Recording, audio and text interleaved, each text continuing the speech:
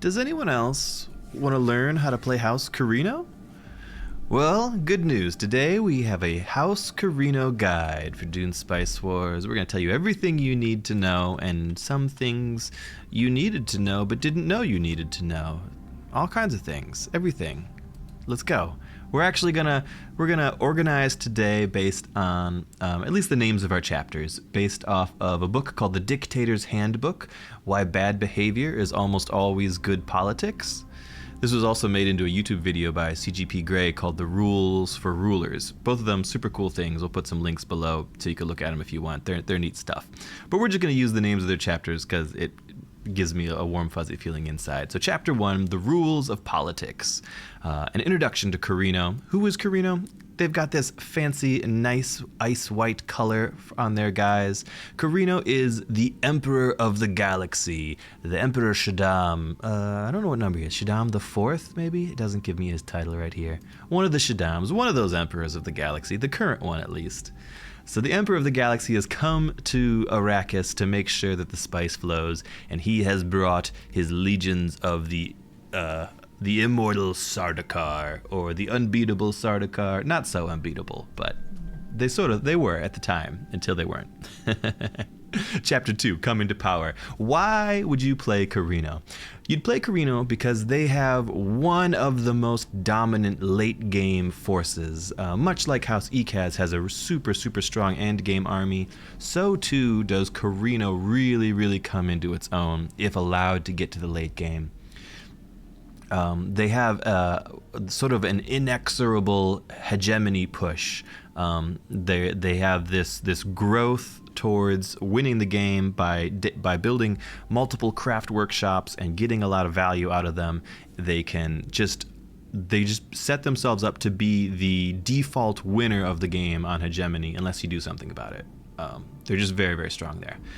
They also have a really strong economy and incentives to buy Chom shares as well. Buying Chom gives them a little extra boost above and beyond what other people would do, and they've got a lot of economic boosts that aid them into making some fat stacks as well. So strong economy, strong hegemony. They've got a potential to get the most votes in the game. They could reach as high as 300 votes without using any influence at all. Just 300 votes every time there's a Landsrad. Pretty crazy, allowing them some really powerful political sway if they wanted to go that way. They've got a strong resistance to assassinations. They've got a technology that provides them with 3 free counterintelligence agents to prevent assassins on you, making it really difficult to murder the Emperor, as you would hope. People are always trying to murder the Emperor, but rarely does anyone get away with it. And they also, in this newest patch, have a bit of an incentive to chase a domination victory. Corrino is pretty dang good at blowing up people's bases, and will even get themselves some bennies doing it too. All of this kind of makes them a jack of all trades, but a master of all of those trades too. Let's keep going. Chapter 3, Staying in Power. Why not play Corrino? Well, you might not play Corrino if you don't want a weak early game, and really people should bully Corrino. You know, if your neighbor walks over and takes that second spice field from you, that was good. They should do that. They need to push you around while your early military is just conscript riflemen and conscript swordsmen, and might have trouble contesting with other early strong military factions, like the likes of Fremen, or maybe Atreides, or smugglers, or so on and so forth. You might not like House Corrino if you don't like slow expansion. One of the malices they have is the authority cost to annex villages is increased by 200% more for distance from the Imperial base. So the further you get from your main base, it becomes drastically more expensive in authority to annex territory. So you tend to have a main base and a tight grouping of territory around it, and maybe a little bit of choice territory a tad bit away from there. You might not like House Corrino because they have a bit of an isolationist playstyle. They like a good turtle even more than Atreides does, you know. Like I said, they can sort of set themselves up to be the the de facto winners of the hedge race in the game, so they are more than happy to just sit off in a corner by themselves and dare everybody to come to them. They don't have to be played that way, but that is often a typical way to play them. And the last reason why you might not want to play Corrino is because they're a pretty top-tier meta faction, and it's sort of hard to do bad with them. You might not want to play Corrino because they're too good. if that's your cup of tea, maybe you like someone that's too good, and that should have been in the other column why to play them. Let's move along though. Chapter 4: Steal from the poor and give to the rich. We're going to use this to talk about what makes Corrino unique. So Corrino, the benefit, the reason to play Corrino is because of the combination of all of their buildings having +1 building slot, and they will have a counselor that we'll talk about in a little bit that allows you to build a duplicate building in every village. When you think about that, it sounds good at first, but the stacking nature of things really drives it to crazy levels. For example, over here we have Mount Idaho that gives us 200% Plascrete Factory resource production. Now everyone would say, oh, that's great, I could build 1 Plascrete Factory here and it will give me the benefit of 3 Plascrete Factories. How wonderful. Well, Corrino could build 2 Plascrete Factories here that will then give you the benefit of 6. I'm pulling 63 Plascrete out of this region. And if there were better quirks on it, we could have multiplied that even more. The ability to take a special region and then get double the value out of it, right? Normally you could build 1 processing plant on a rare elements, while Corrino can build 2 processing plants. Normally you could build 1 fuel cell factory on the energy source, while Corrino can build 2 on the energy source. And they can also do all kinds of extra shenanigans with meeting the quirks of villages that will pay out extra. We'll talk about that a little bit more once you get to the Econ Center, but the Corrino's ability to double build and really have crazy powerful villages in a small area and get a lot of benefit from them is the marquee reason to play Corrino. They play much more of a tall style rather than a wide style. The other thing that Corrino does really cool is the Imperial Edict. So when the Landsrad comes up, and you don't need a specific counselor for this, it's just a built into the faction, you have an opportunity to use the Imperial Edict on anything that's coming up in the next Landsrad, and you can change it from an elected faction to all factions, or you can change it from all factions to just an elected faction. This lets you do a lot of really cool stuff in the Landsrad. So it serves as a way to reduce the power of a single dominant faction. If House Ecaz had a ton of votes and a ton of influence, and they're clearly going to get to pick whatever they want, well, if you see something that you want, you could change it from an elected faction to an all faction. So now Ecaz can't make the benefit all for themselves. They got to share that benefit with everybody because you just made it for all factions, right? So you can kind of tamp down the power of a political faction by not letting them, take the best Landsrad options for themselves, but rather giving it to everybody. You can also use it to protect yourself from bad things, right? If the Landsrad option comes up that says, something really bad, your base is going to take 50% more damage, well, you can change it so all bases take 50% more damage. Or if your army is going to be 20% less power, you make it so all armies are 20% less power. So you sort of shield yourself from bad things by making them affect everyone. Or also, if you have a lot of political power, you can take things that would affect everyone and maybe make them affect just you. So rather than everybody getting the benefit from something, you make it affect a single faction and you grab it for yourself. Cool stuff. It works really well, does a lot of fun things. Corrino also is known for a bit of shenanigans around their truces. So Corrino benefits well from truces, but they also get the ability to do things like use truced factions' airfields and fly straight from your base to other people's bases.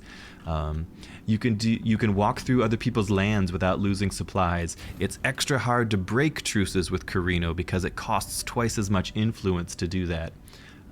And you also have this super cool Imperial Mandate to hand out. If you're truced with someone, you can give them Sardaukar, and those Sardaukar will fight for them, and every time they fight, you will earn money when they kill things. It's a super cool, super flavorful thing to do, and it's really fun to play Corrino and prop up another faction and be like, maybe this guy's getting his butt kicked, so you send him Sardaukar to help him, maybe you fly over and help him.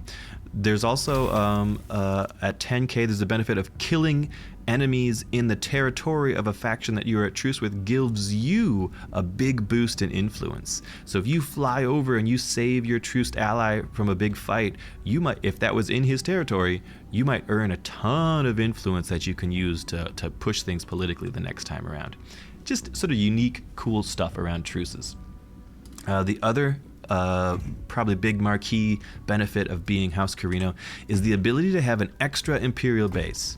We've had one Imperial base, yes. What about second Imperial base? Well, you all start with the ability at, I think it's at 5k. Yeah, at 5k hegemony, you can drop another Imperial base anywhere else on the map. Anywhere that is not a special region. I think you can't drop it on renegade bases as well. You can't drop it in territory controlled by other people. But what it looks like is you click on a village and you have this little button that says main base deployment. For 3,000 Solari and 100 influence, you can drop a main base anywhere on the rocks of that area. So this serves a couple of purposes. One, it allows you to expand that to another area, because you know annexing at a distance is really difficult, but that new main base sort of resets the distance. So you can drop that main base next to stuff you really want, and it's suddenly very cheap to expand with it. Obviously, the main base comes with the main base missile battery, which is quite strong, and so it serves as a really powerful defensive deterrent to fortify, you know, the enemy from being able to take these lands, kind of thing. You can also use Imperial bases as an offensive ability, right? You could drop it right next to enemy territory and then have the missile turret covering that territory, making it really difficult for them to hold that territory, so you could take it from them easily. You could drop it right next to an enemy's main base, and then, you know, declare, you know, basically put their base at siege. I could drop it right next to Vernius's base here. So I've got my missile battery and my main base next to his main base, and I could, you know, land all my troops there and try to base snipe them or just siege them down. There's a lot of really cool options for that. And then the final cool thing there is at 10k hegemony, if you've been at war with someone for 50 days, almost 2 months, and then after you've been at war for that long, you kill their main base, you get the option to drop a third main base on the map. So it is this big incentive to actually try to murder someone's main base, which really isn't there for a lot of factions, right? But you are strongly incentivized to see if you could kill someone to get out a third main base. And what do you do with that third main base? Well, chances are you drop it on someone else and you try and kill them too. It's super cool and very fun. Also dangerous, right? If you drop a main base next to someone, that's pretty much insta blood feud. If you better kill them, or they will do their best to kill you for the rest of the game. Let's see what else. Oh, the other thing that is also pretty notable about Corrino is the existence of artillery drones. Think of an artillery drone as like a siege tank from StarCraft. They have to sort of get down and install themselves in the ground, and then they can shoot in this huge radius around them. And they toss out these gigantic bombs that do a huge AoE damage at really long range. So they're a principal part of the Corrino army is that they have this artillery that could siege a main base, could attack enemy missile turrets from outer range, and they just make this air, and they do so much damage. It's really oppressive. If you get 2 or 3 or even 4, if you're crazy, stacked up, 4 of them launching bombs does so much damage they can almost wipe out an entire contingent of, the weaker range units for sure in 2 or 3 volleys, or if they're just tossing in these big AoE shots into a big cluster of troops, they could wipe out that whole cluster themselves. They're super powerful, super cool, very Corrino flavored, it feels like. Alright, what else we got? Let's talk Chapter 5, Getting and Spending. Let's actually step out of this real quick and look at the counselors. Counselors for Corrino are pretty cool, but also, well, you'll see. You've got Princess Urgulan, who you take every time, no questions asked. You don't even need to look at her. You will take Princess Urgulan, or you will not play Corrino. Enough said. She lets you have the ability to build an extra building in villages. Pretty core to the entire concept. She also gives you 2 more crew in all of your harvesters, which is, she didn't need to do that. We were going to take her anyways. So let's talk the other 3. We've got our boy Zoom Garan here. Zoom is situationally amazing and sometimes completely worthless.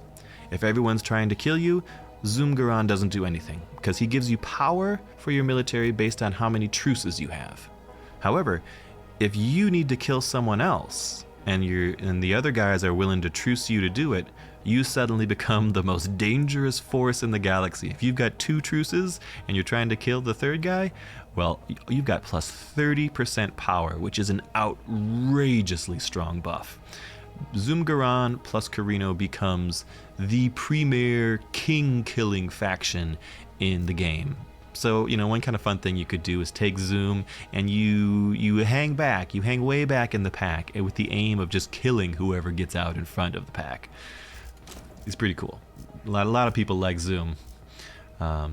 Gaius Helena Mohiam, probably the weakest option here. She allows you to, when you use the Imperial Edict to make something affect either one faction or all factions, she makes your votes on that then count double, which is really cool because it makes it hard for people to know. People don't know what counselors you have necessarily, so they don't know the kind of political power you're able to put out. Someone who's paying attention could really do that, but she lets you grab stuff you wouldn't otherwise be able to get in the Landsrad, which is fairly specific, particular. So she's not always useful, but she's sort of the political option, but I think the least cool of all of the options here. And the last one is really my recommendation for you to pair with Urilan is my boy Hasimir Fenring. Hasimir says you can investigate the discoveries, those points of interest that pop up all over the map. You can investigate them from anywhere. They don't need to be adjacent to your lands. And it also investigates them at the maximum possible speed. Normally, if you have more agents on Arrakis information, you investigate points of interest faster. Well, he, from day one, even when you have no agents on Arrakis information, investigates things at the max possible speed. So you are able to just basically suck up every single point of interest off the map. When other people are getting their house gifts around their base that give them money or influence, you can just pick them up and take them for yourself from the other side of the map, right? He's amazing. He's so fun. He really pays out a ton of random resources and tech boosts and authority and influence and everything over the course of the game. It doesn't even matter that his other ability is resolving discoveries this way, give you a 1-day faster agent recruitment, so he will feed you agents quicker too. We don't even need that. We were going to take him anyways. Fenring's super cool. We love him. Take Urilan, take Fenring, and go forth and prosper. Where were we here? Let's load our game back up. So that's our counselors. Number 2, forgetting and spending. How to economy. Well, economy very simple for Corrino. Not much think required. You have 6 crew in your harvesters, so your harvesters naturally will be about 30% better than everybody else's harvesters once you've got them all crewed out. And then you look for things on the map like the rare resources, like rare elements or energy sources, and you build 2 of the buildings for them here, right? You don't just get $20 from rare elements, you get 40 Solaria for rare elements, or maybe much more if you've got the quirks that line up properly. The geothermal condensers that pays out extra money and water and resource production from fuel cell factories is twice as good for Corrino because you can build twice as many fuel cell factories. Special regions that pay out resources is twice as good for Corrino as everyone else. It doesn't take a rocket scientist to figure out that you're going to be getting a ton of resources even without taking a lot of land. And you can effectively kind of ignore all these small little nothing lands that don't have resources in them and just grab up the good stuff, because the good stuff is twice as good for you. So not being able to expand and take everything doesn't matter as much, because you're going to grow so tall and get so much income from stuff, you're going to thrive no matter what. Not a lot of extra to talk about there. Double buildings are crazy. Although I will say there are also some really interesting options for think of double buildings for your investment office. So the investment office is something you could build that adds the quirks one more time. to villages. So adding the quirks one more time is really cool if you get something that has powerful quirks. I wonder if I got a good option here. I don't know if I have anything good to show you, but think about like the research hub here. So this says +1 research hub, plus 20% research hub resource production. So I could already build 2 research hubs, and then I could build my quirk office, and I could build even a 3rd research hub.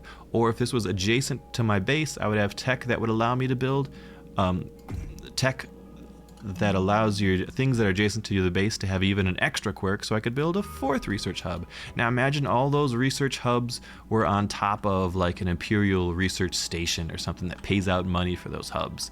You pay attention to your quirks, and you pay attention to the possibility to put double buildings there, plus research hubs to multiply whatever the quirks are doing for you as well. And you're gonna just print out money. It's really good. Let's talk developments. We haven't looked at these yet, but there's a lot of cool developments to work with. Solid materials is unique. It plays out extra plascrete to you, which you're going to need because you're going to be building a ton of buildings. And also all buildings have 1,000 more health. That's kind of interesting. Buildings are already kind of tough to blow up in this patch, and if they have 1,000 health by default, this gives them 1,000 more, so it doubles the health on all of your buildings and villages. So commonly what someone will do if they want to attack you, especially if it's some far-flung region, they'll come into your lands and they'll try and destroy your airfield before you're able to load your men up in shuttles and fly over there to defend yourself. Because if they can kill that airfield before you get there, then you can't get there unless you walk. Well, Corrino airfields are twice as hard to kill, basically meaning it's impossible. There's no way to kill a Corrino airfield before the other guy can react. If your reaction time is faster than 1 minute, you should be able to get there. It just makes your building super tough. It's pretty neat. You can it's almost forgettable because you're going to get it every time, but just know your buildings are tough and people won't blow up your airfields easily. What we like is the benefit of really strong economic developments for our main base. We usually start the game doing something like solid materials for the plascrete. Then we come over, we grab Megalopolis, which makes cheaper construction in our main base. That's main base districts. We also like that any villages next to our main base are now making water, additional water, and are cheaper to construct. We then like to grab administrative consolidation, which makes if you build any 4 of the same color in any of your buildings, not just the ones next to your main base, they get 20% less upkeep, which is really, really great. That's a big money maker there. We like the Imperial administration. Everything that's next to our main base gets an extra quirk in it. That's fantastic. We love that. And we like the integrated cost as well. Anything adjacent to your main base is making extra Solari production, and then major buildings have cheaper Solari upkeep. The major building cheaper upkeep is not as big a deal. Don't try to force your main buildings next to your main base necessarily, although if they fit there, more is the better. So where do we... let's look through the other unique stuff real quick before we talk the full tech path. Chome manipulation. So this replaces the ability to have cheaper chome buying for most factions. So Corrino's paying a little more for their chome, but it won't be a problem because you'll be rich anyways. What this does, though, is those chome shares are paying you in military power. If you get to 30% chome, you are getting both the 15% military power from hitting 30%, and you're getting an additional 15% thanks to your chome manipulation. And because military power buffs are relatively rare to get in the game these days, it's very, very strong. So you are strongly incentivized to buy chome whenever possible. Down in the tech stuff, the statecraft stuff, absolute power strongly incentivizes you to have at least one truce active with someone else. It'll pay out an additional Landsrad standing every time the council pops up. Diplomatic spying means when you put your agents on other factions, you're getting extra bonuses based on whether you're at war or whether you're at peace with them. It's good, not a big deal, but you'll probably end up getting that anyways because you really want to get to Emperor's Eyes, which says fills counterintelligence slots with 3 unmovable Emperor Eye agents. So this basically gives you 3 free agents that are always on counterintelligence, making you really difficult to assassinate. Super good tech. Everyone should always get this. Cheaper military costs when the victim of a treason is interesting, but I don't know that it ever really comes into play.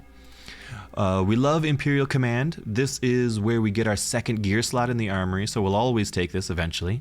And this is what lets you fly to other factions' airfields if you're truced with them and not have supply drain from them. Pretty cool. Finally, the last cool one to talk about here is Imperial Protocols, which says you'll always get this because it gives you your extra 10 command points.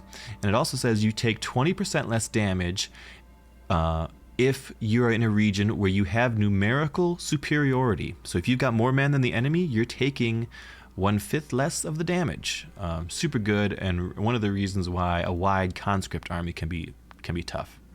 The last one we'll talk about is Imperial Researchers, which is really bad. It pays out 1 knowledge per completed district. Your main base, each base has 3 districts. It doesn't matter the size.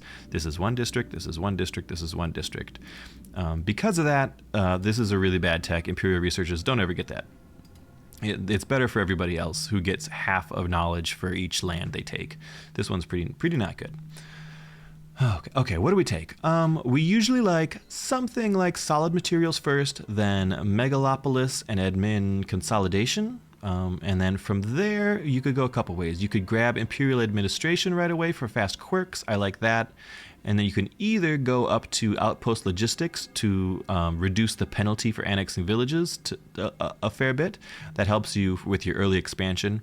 Or you can come right back and go through Advanced Engineering up into Integrated Costs, paying you out a bunch of Solari for nearby villages.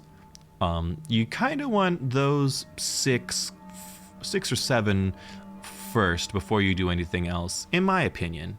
You can throw in absolute power pretty easily if you wanted to.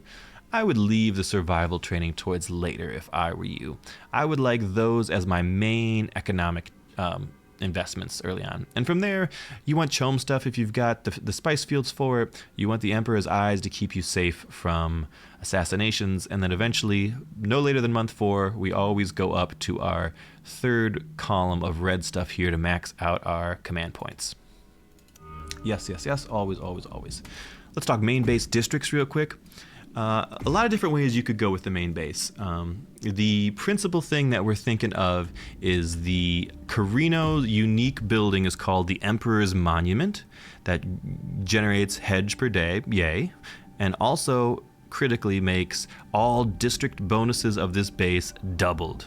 So in this case, I have built it with a 3 red and a 2 red, so I am getting 2 times the 3 red bonus of 20% max health, and 2 times the 2 red bonus of 1 armor.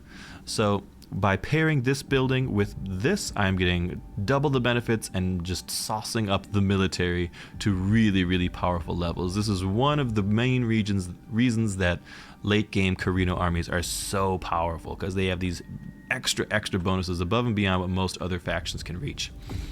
But what do we do at first? Well, on your first base, you could, if you wanted to be safe and you were worried about aggression, you could do, 3 red there, 2 red there, and your Emperor's Monument, and you are fine with that. That's a good way to play safe, but it does slow you down a lot. It's going to make your economy struggle because you would really like to have some good yellow buildings to get you going. What I personally like to do is open 3 red, 1 blue, 2 blue. So what that is usually it's Administrative Hall to get faster authority. Usually something like Harvester Works or Chome Branch. It doesn't matter too much. You're just gonna get three yellows.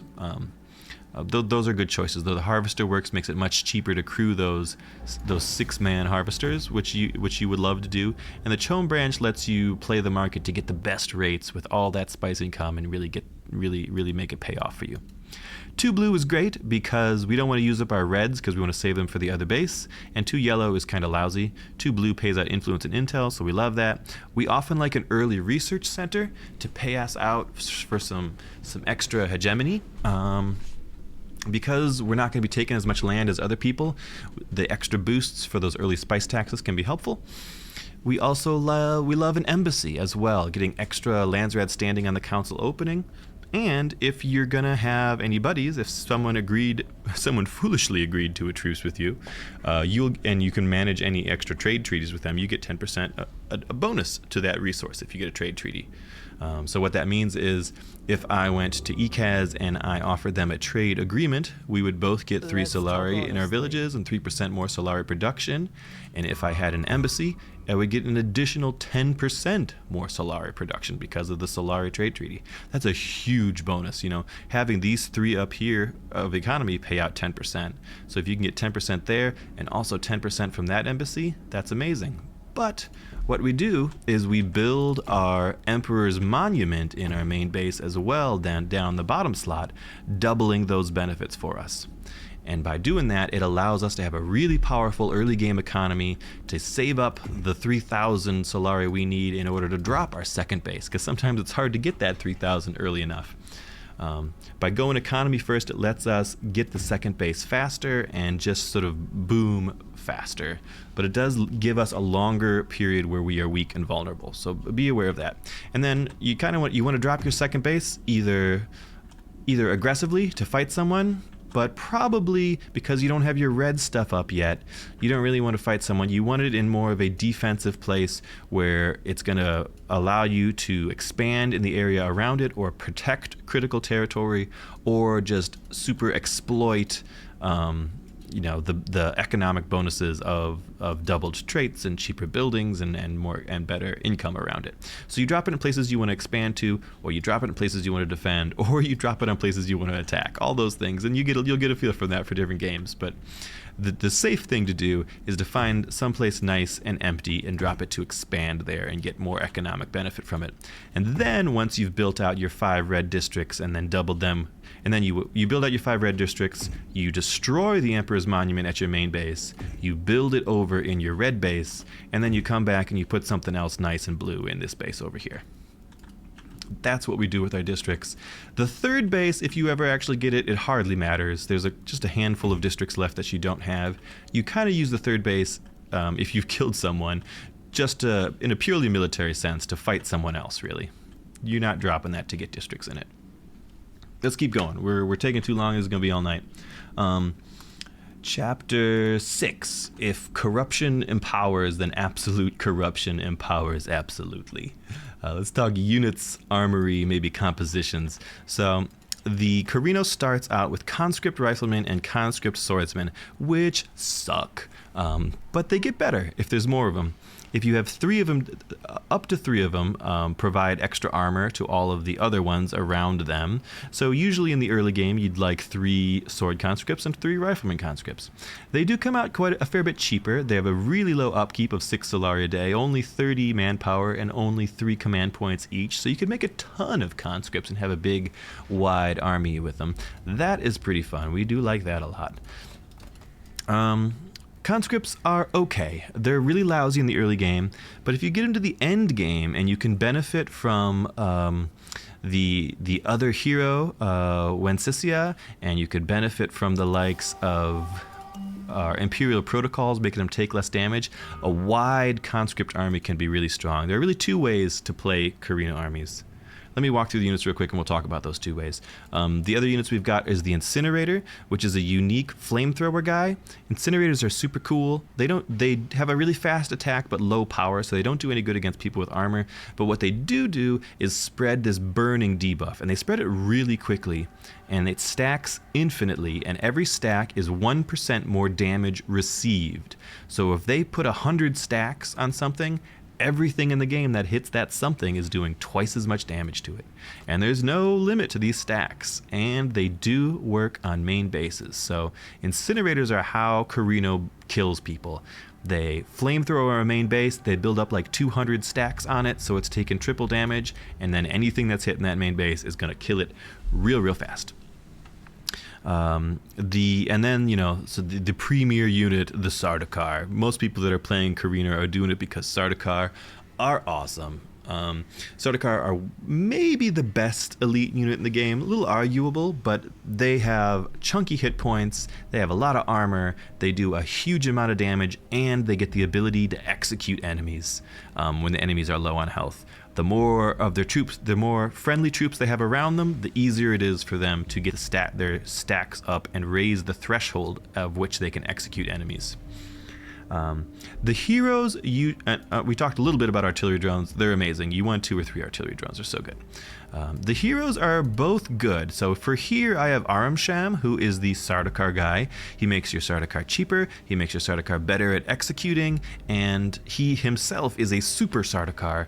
So after he gets a killing flow buff, after, the other Sardaukar have executed somebody, he can do this, and then it allows him to execute things at 50% of their health, which is wild. If he's in a long fight, he can single-handedly buzzsaw through like an entire army if they're at half health. He's pretty great. The other hero, which I don't have here, we're not going to look at, is Wencessia, who is the daughter, one of the daughters of the Emperor, and she is for playing a wide conscript buff army. She makes conscripts way tougher, and she takes less damage when she's in the middle of them, and she can heal them. She's super cool. She also gets pet tigers for some reason. And she's got this voice line that says, "Thank you, Father. The tigers are beautiful." And she's just super fun. We like everybody who plays her likes her a lot. So there's the 2 options for playing Corrino. You play with a large Sardaukar force, with a couple conscripts to sort of assist and fill out the lines, and a handful of artillery drones, and usually 2 incinerators. And that is sort of your more elite force. Or you could play with, and Arasham, of course, or you could play with Wencessia, and then you build a whole bunch of conscript swordsmen, a whole bunch of conscript riflemen, also backed up by an incinerator or 2, and maybe just a Sardaukar or 2, and then you have this really, really large force that's hard to deal with. That one is very vulnerable to strong AoE damage if the enemy has it, but otherwise is super, super strong. Big conscript armies are actually very tough to fight against. Both of them are super good, totally viable. Play whichever one you like. Let's look at the armory real quick.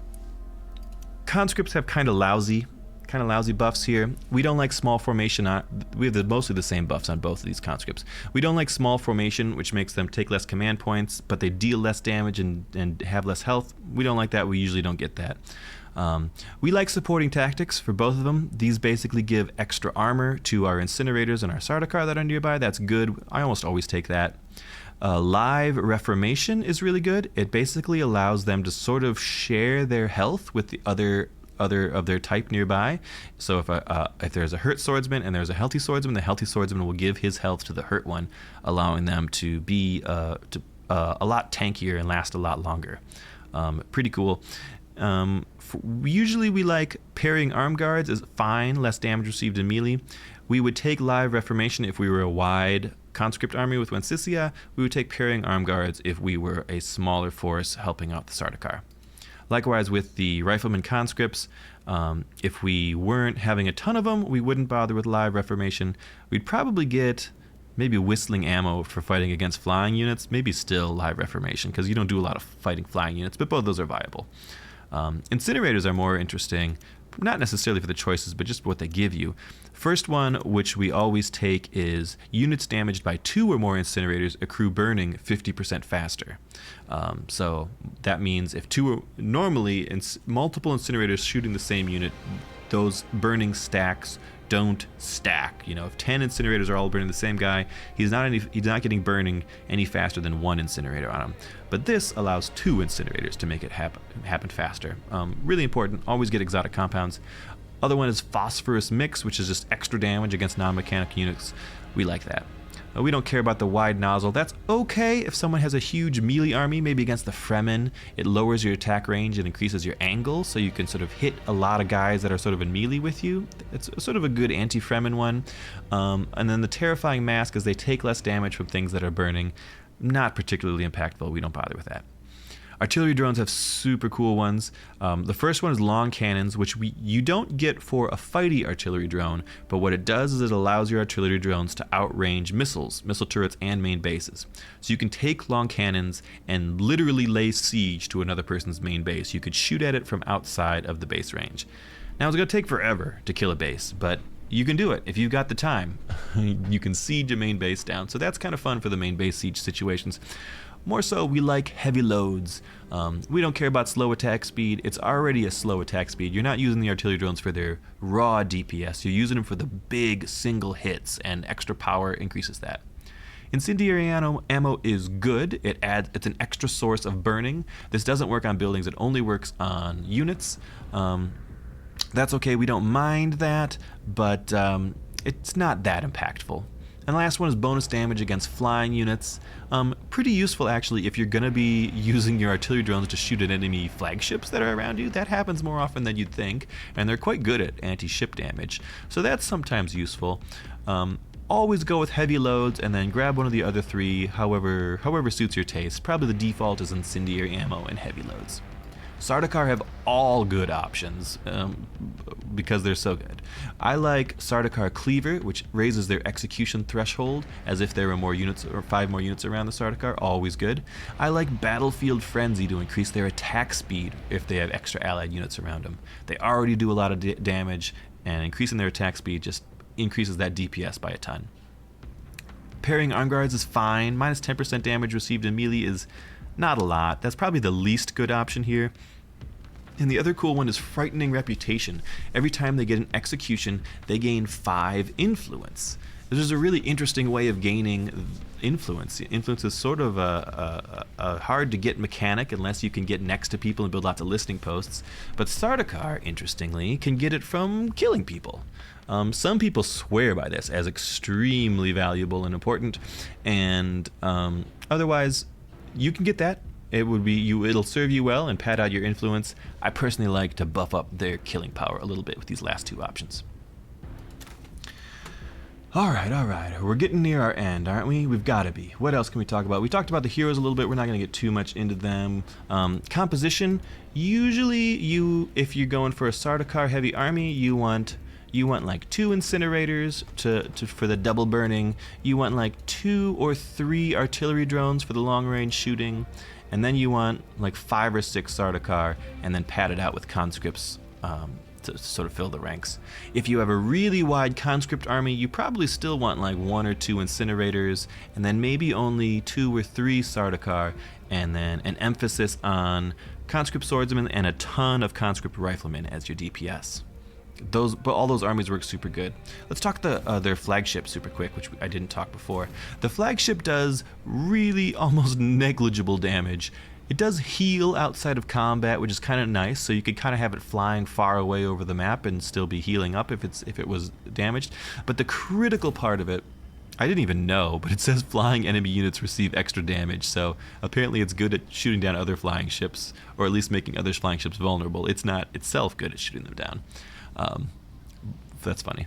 But the big benefit for this is you can hit this button to say airfield configuration, which turns your flagship into an airfield, so you could fly anywhere in the world, turn it into an airfield, and then shuttle your whole army right there at a moment's notice, which has just so many applications, it's hard to even think about or enumerate them all.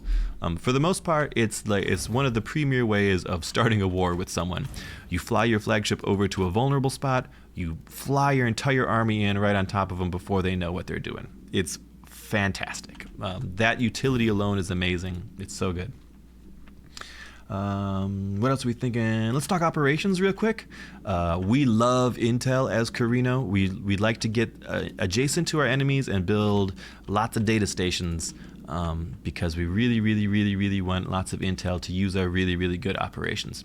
Operation number 1, consolidation, which buffs up armor to our mechanical units and structures. That's not very good, actually. We don't use that very often. It only works on, like I said, our structures are already super tough, and our mechanical units we don't care about too much. It's really just drones and the Chronos. If we needed to buff armor for them, we don't worry about consolidation. Number 2, interdiction zone, super good actually. This is your 200 cost one. This says carryalls and airfields cannot be used in the zone. So what you can do is maybe you're about to go take this zone and you know the enemy's gonna just fly his men in to stop you. Well, you pop the interdiction zone and suddenly he can't fly there at all. And if he doesn't have, an adjacent or other airfields real close by, he may not be able to get there in order to contest that. Works really nice with the, like I said, the sneak attack from your Chronos. Your men fly in and you prevent the enemy from flying in. You can sort of get some nice sort of coups and take some land off of enemies without even fights sometimes with that. And then the creme de la creme, the orbital strike. Missiles strike from orbit, targeting all enemy ground units, villages, and main bases, dealing heavy damage to everything, including allies sometimes. So this does what this does is it'll target enemy units and buildings in a region and rain missiles down on them, and it will do AoE damage. So if your guys are next to their guys, it'll hit your guys too and hurt them. Generally, it's still going to be much worse for the other guys. This does about 700 damage to everything in a region, and this is super endgame buffed up units here. Sardaukar have 800, conscripts have 400, 600 on my incinerators. 700 damage is actually enough to kill just about anything. Just about any unit in the game will be dead from 700 damage. It won't kill buildings because buildings have 1,000 health unless they were foolishly built all of their buildings right on top of each other or very close by, and then the AoE damage of like this building hit will splash out onto the buildings around them, and you can actually take out buildings if some of them are adjacent to each other. You can shoot it at main bases and it'll do like 700 damage to a person's main base, funny enough. So you could orbital strike someone all game long and slowly wear down their main base. That's very funny. But the biggest use of it is you're going to get in a big fight for the enemy, or the enemy is sieging your lands and you want him not to. You drop an orbital strike on him and it does so much damage he almost has to leave and go home and heal up. It's so powerful. It costs 500 intel, which is an outrageous amount, but that's why we try to build up our intel. We always keep orbital strikes ready. It makes it really difficult to push in against Corrino. It makes it really tough to siege down Corrino lands. Even if even if their army comes in and they kill our militia and they're standing here waiting to siege it down, if we drop an orbital strike on them, they gotta leave.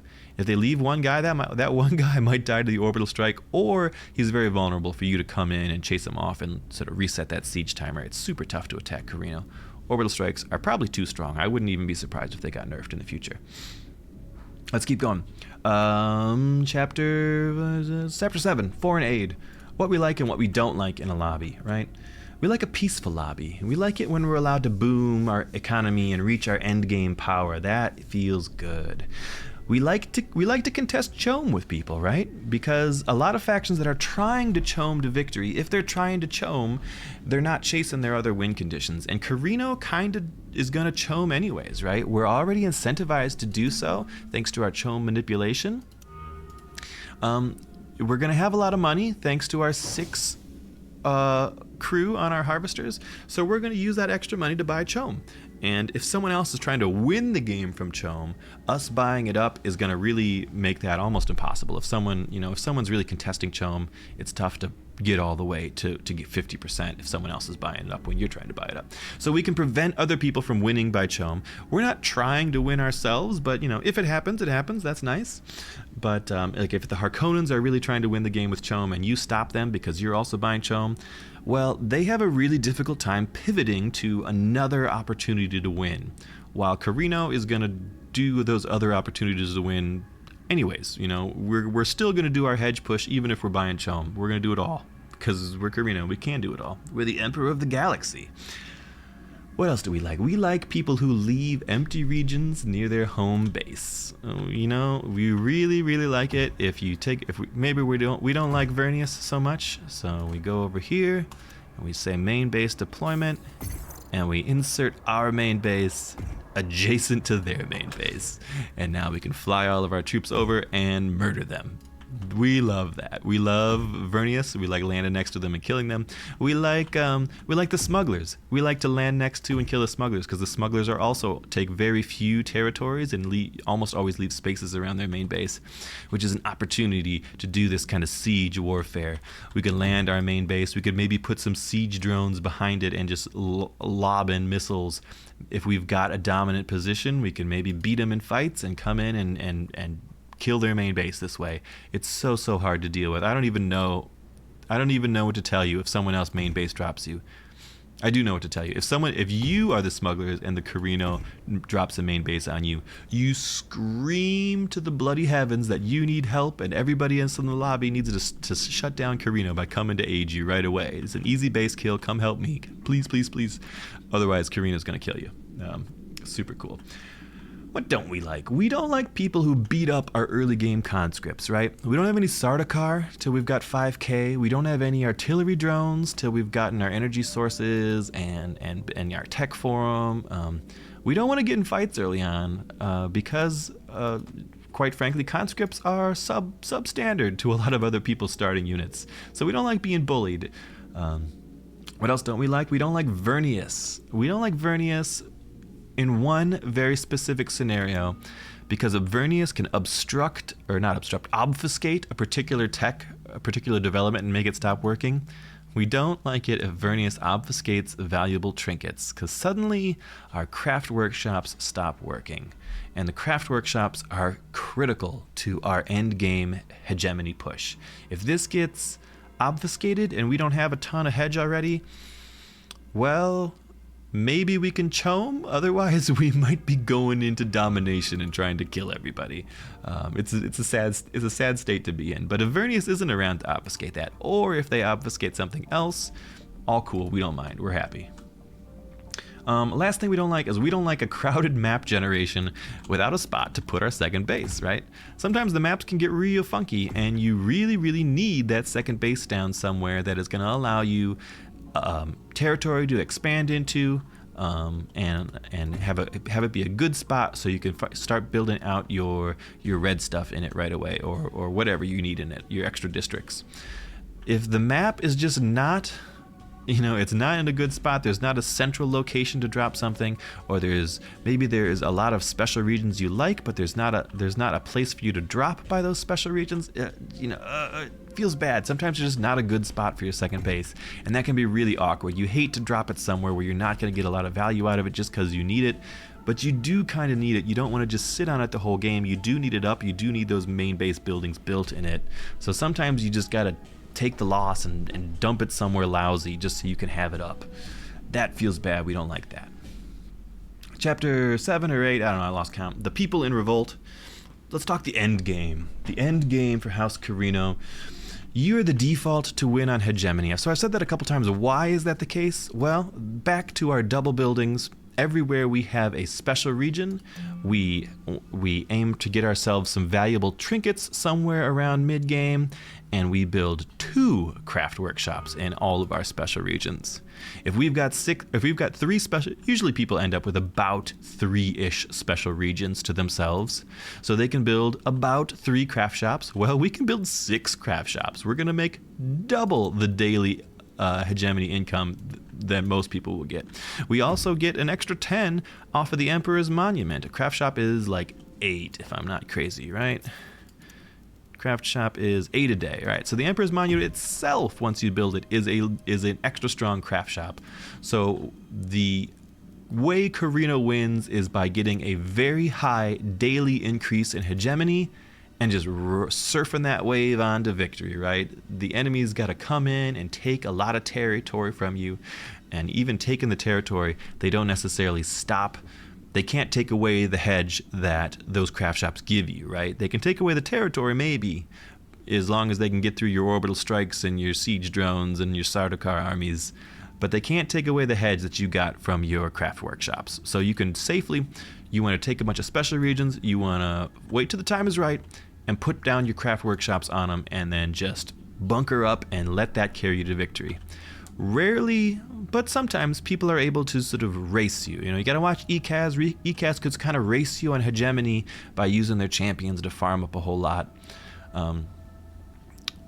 Yeah, that's it. That's the way to do it. You don't have an opportunity for a big boom like some factions do. So Atreides can kind of lay low and annex a bunch of stuff at once, and then suddenly they're in the lead and they're going to win. Corrino doesn't do that as much because stuff is so much more expensive for them to annex. You kind of just want that research center up early-ish, because that plus hedge gain from your research center also contributes to the hedge gain from all your craft workshops. You want to just kind of sail to victory on the back of your craft workshops. It's always a good idea to destroy your research center, which will lower your hedge count once you start getting into the dangerous area.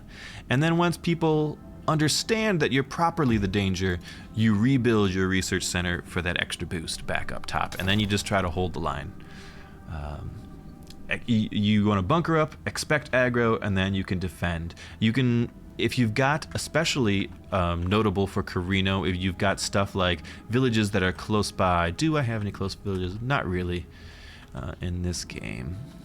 Trying to look for some terrain where this might be relevant. If you've got places where you've got like land here, if I had both of these villages and there's buildable territory nearby, you can double build missile turrets in them. Now, if you're already double building your craft workshops, maybe that's not relevant. But if it's just territory you're trying to defend, you can build 2 missile turrets here and 2 missile turrets here. And suddenly, with 4 missile turrets to defend, this place becomes nigh invulnerable. And that is not counting if you get border defenses. If you get border defenses, you could build an extra missile turret. You could have 2 villages with 3 missile turrets on either side of it. And I guarantee no one's going to attack into 6 missile turrets, right? You can get to some really crazy defensive bunkers that are nigh impossible to breach thanks to the ability to build extra missile turrets. That's super fun.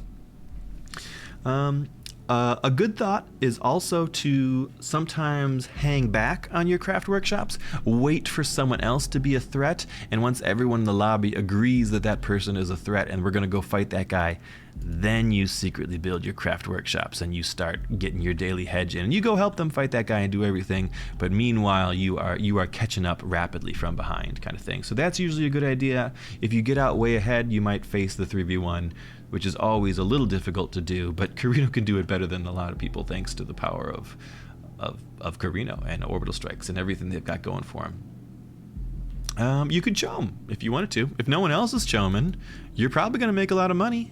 You're probably going to be able to chome. You can always cover for it too with Corrino. Mostly if you see someone else choming up to 30%, you're like, oh, I don't know, that guy might be choming. He might be trying for a chome victory. As Corrino, you can always argue that you're getting the benefit from your chome manipulation. Like, hey guys, I just want my 30% for that extra power benefit, and I need it for my chome manipulation. I'm not trying to win the game with chome. So you can kind of sandbag a little bit with that. And then you just keep going and keep buying chome, right? If no one else is buying it, you might as well, because it only makes you stronger. You're really the only faction in the game that gets that bonus benefit. Most factions, the chome is just sort of, your chome shares are sitting around not doing anything for you. For Corrino, your chome shares are loading bullets for your military. It's pretty great. Let's see. Last one, domination. Like we said, if you really wanted to, and there is a weaker opponent and you can bully them around, you got a pretty good chance of killing someone. If you really, really want to, you can kind of push for a kill. Normally, killing someone, even if you can do it, doesn't necessarily help you. The benefit that, if the benefit that someone gets from killing someone is shared, all the other players in the lobby also have that same benefit. There's a lot of free real estate, maybe their shares free up, everybody else can take advantage of someone being dead. But Corrino gets that extra cream on top of another base to drop, right? If you kill someone, you've suddenly got that third base that really wants to go somewhere. You might be able to kill someone, and then that springboards you into killing another person. And then if you kill 2 people, suddenly it's a one-on-one and you're in a good spot. It is totally viable for Corrino to kill the whole lobby.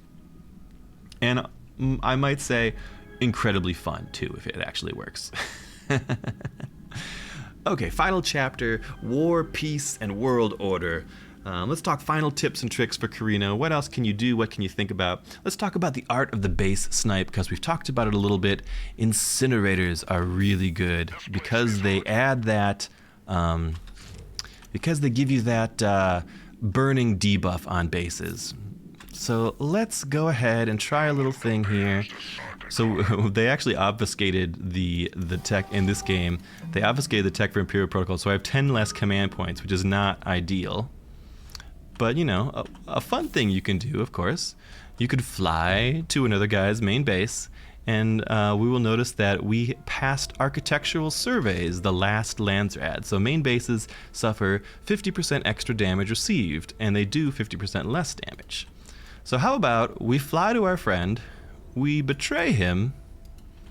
Let's keep where's our flagship? Let's keep our flagship coming down too. We betray him, and then we just try to murder him. Oh, maybe we keep a defense breaches in our pocket. how fast can 55 CP of guys murder someone's base in this situation? You love to fly your flagship up because it'll help tank those missiles, so it's not hitting your own guys.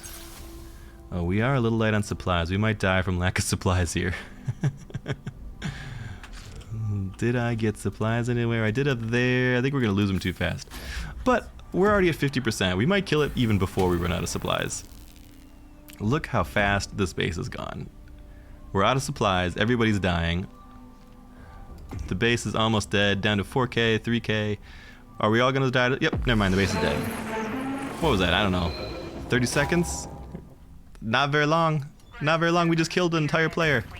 And we did it when they were our ally.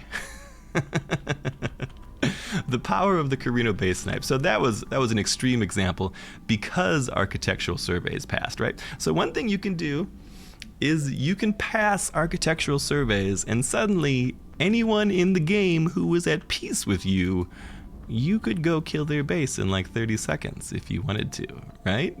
You've got the tech that lets you use their airfield, so you can fly right over to them. If you betray them, you get an extra 20% damage against them. If you've got your defense breaches queued up, you're going to do extra damage to them. We didn't even need the incinerators for that one. We just killed the base even before we put flame stacks on it. The more traditional way is sort of a longer attack siege, and if you're trying a longer siege, really all you care about is your two incinerators putting fire stacks up as much as possible. You want to fight his troops to keep his troops away. Doesn't matter even if you're attacking it, as long as the incinerators are building up those fire stacks. And again, those stack infinitely, and you build up enough fire stacks, and then you can go in and kill the base with a defense breach and anything else you want. The art of the base snipe. Use incinerators to weaken it and then go kill it. Or you can fly straight over to your allies and kill their base if it's got that extra architectural surveys passed on it. And notably, we used our Imperial Edict to make architectural surveys affect all factions. So we sort of forced it to happen, right? And then, you could totally backstab someone without them expecting it. They're going to expect it now because I'm sure they read this guide and they know not to be truced with Corrino, but maybe they didn't and you can get them. Let's see, what else? You can use truces to fly in. You can blow their bases up if they accidentally got architectural surveyed. You can use truces to fly to their land. So another thing you can do, especially early on in the game, Corrino love to pillage stuff. They love to find territory that they're not going to annex to, and they go and they pillage them all the time. And make extra money for that. Pillaging is very important in the early game economy for Corrino, so I strongly recommend you do that.